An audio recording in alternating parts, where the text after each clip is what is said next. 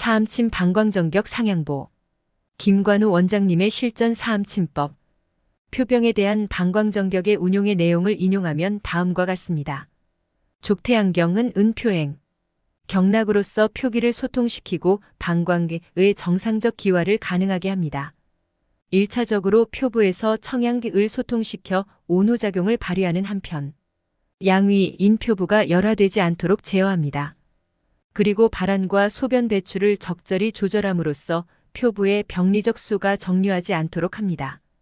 이런 작용들을 통해 체온이 일정하게 조절될 수 있습니다. 그리고 방광, 은, 폐와 상통관계를 지니고 각각 태양과 태음에 속하여 개폐추에서에 해당합니다. 태양경은 표를 주관하고 폐는 피모를 주관합니다.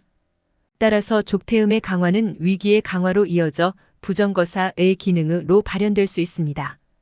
방광정격은 이러한 생리를 정상화시키는 작용을 발휘합니다. 방광정격의 구성은 다음과 같습니다.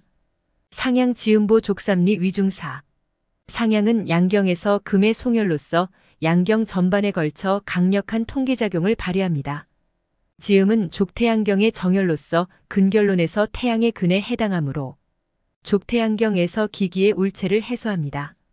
따라서 족태양경글에 대한 자극은 특히 표부에 대한 강한 통기작용으로 이어져 외감으로 초래된 제반 표울의 상황을 개선시킬 수 있습니다. 라고 되어 있습니다. 족태양 방광경에 대한 저의 개인 임상 사례를 말씀드리면 다음과 같습니다. 임상 첫해 제가 카이로 프랙틱 병원에서 일을 하고 있었을 때의 임상 경험입니다. 하루는 한 뚱뚱한 체격의 40세 중반의 직업이 교사인 아프리칸 어메리칸 여자 환자를 치료하게 되었습니다. 이 환자는 카이로 프랙틱 치료를 받은 후 카이로 프랙틱 치료실에서 저의 치료실로 와야 했습니다.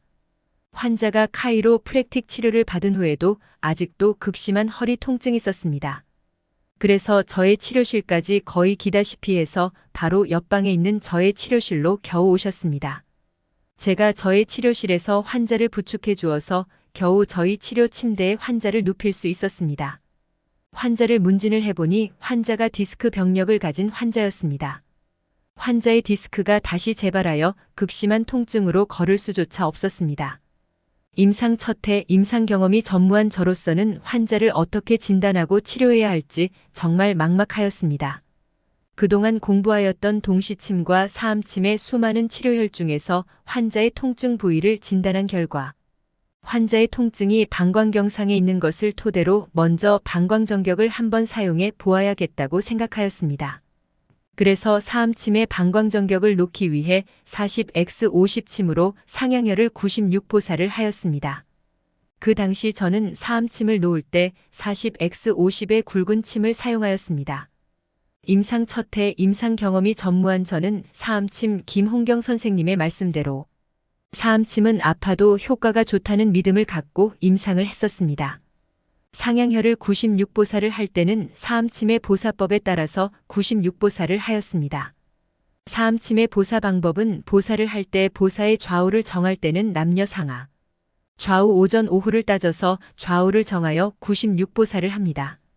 그래서 상향을 96보사를 허리를 굽혀서 환자의 손을 보면서 열심히 하고 있는데 갑자기 환자가 큰 소리로 비명을 질렀습니다. 환자가 갑자기 큰 소리로 비명을 지르는 바람에 허리를 굽혀서 환자의 손만 보면서 96보사를 하던 저는 환자의 비명소리에 너무 놀라서 뒤로 넘어질 뻔하였습니다. 순간적으로 무엇인가 크게 잘못되었다고 생각하여 몸이 떨리기 시작했습니다. 어떻게 해야 할지 몰라 안절부절하면서 아무것도 하지 못하고 그냥 멍하니 서 있었습니다.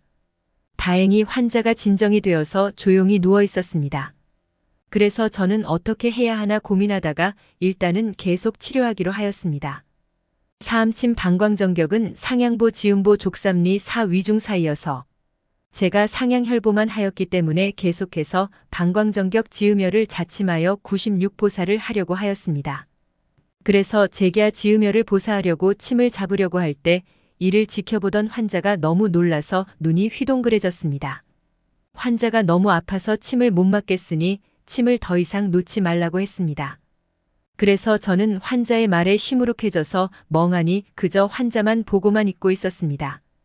그냥 서서 환자를 보고 있는 것이 어색해서 환자에게 말을 걸어보기로 했습니다.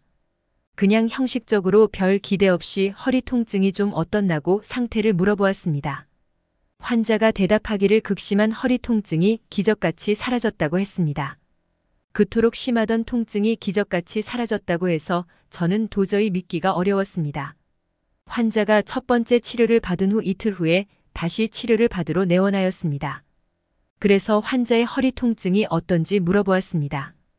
환자가 하는 말이 첫 번째 침 치료를 받은 후 지금까지 더 이상 허리 통증이 없다고 하였습니다.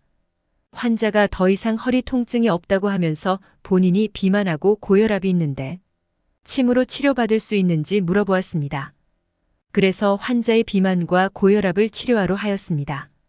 계속해서 몇 번 환자의 비만과 고혈압을 치료하고 있었는데 어느 날 침 치료 후 개인 사정으로 더 이상 치료를 받으러 올 수 없게 되었다고 이야기해 주었습니다. 환자의 연로하신 어머님이 데이케어 센터에 계시는데 요즘 환자의 어머님의 상태가 별로 좋지 못해서 어머님을 돌보아 주어야 한다고 하였습니다. 그 후 몇 달이 지난 후 우연히 환자 대기석에서 기다리고 있는 환자를 만났습니다. 그래서 제가 반가워서 인사를 하면서 환자의 허리 통증이 어떤지 물어보았습니다. 환자가 대답하길 첫 번째 침 치료 후 지금까지 전혀 허리 통증이 없다고 했습니다. 그리고 그 후에도 허리 통증으로 다시 찾아온 적이 없었습니다. 사암침법의 상향혈 하나로 디스크 병력 환자의 극심한 허리 통증을 치료할 수 있어서 사암침법의 위력을 느낄 수 있었던 임상 경험이었습니다.